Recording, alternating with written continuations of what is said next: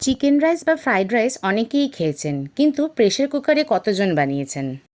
আমি চাইনিজদের একদম ঘরোয়া একটা রান্না দেখাচ্ছি, যেটা কিন্তু দোকানে বিক্রি হয় না। আমার এক চাইনিজ কলিগের থেকে এই রান্নাটা শেখা। চলুন আপনাদেরকে দেখাই চাইনিজ পোলাও কী করে বানায়।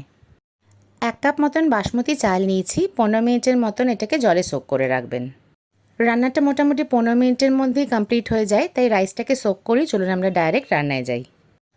কয়েক পিস ছোট চিকেন নিয়ে নিয়েছি।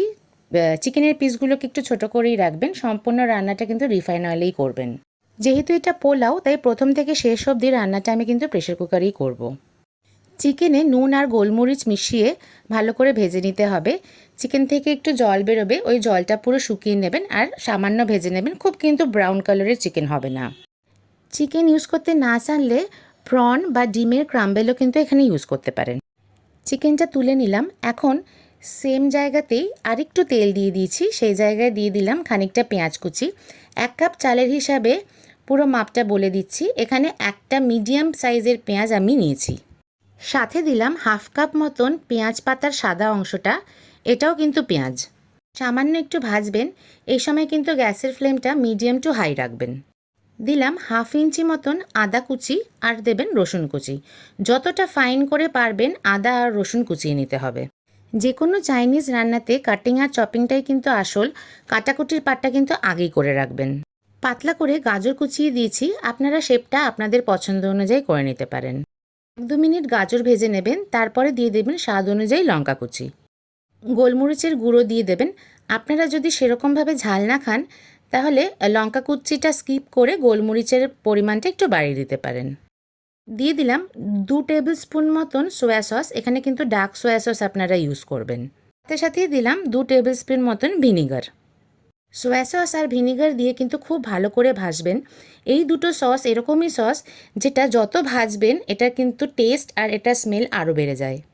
এখন দেবেন স্বাদ অনুযায়ী নুন। প্রথমে কিন্তু নুনের পরিমাণটা একটু কমই রাখবেন, কারণ সয়া সস আর ভিনিগার দুটোতেই কিন্তু অনেকটা পরিমাণেই নুন থাকে। দিয়ে দেবেন ক্যাপসিকাম। ক্যাপসিকামটা আমি এখানে এরকম ডাইস মতন কেটেছি, আপনারা চাইলে লম্বাভাবেও কাটতে পারেন। আপনারা আপনাদের স্বাদ অনুযায়ী এখানে ভেজিটেবল বাড়াতে বা কমাতে পারেন। এতে বেবি কর্ন, ব্রোকলি দিলেও খুব ভালো লাগে। সামান্য একটু ভেজেই দিয়ে দিলাম মাশরুম। মাশরুম খুব ছোট করে কিন্তু কাটবেন না, একটু বড় করেই রাখবেন আপনারা। এর সাথেই দেবেন পেঁয়াজ পাতা। পেঁয়াজ পাতার পরিমাণটা কিন্তু একটু বেশি রাখবেন, আর এই দুটো উপকরণ কিন্তু একদম লাস্টেই দিতে হবে। 1 মিনিট মতন নেড়েচেড়েই দিয়ে দেবেন ভেজে রাখা চিকেন।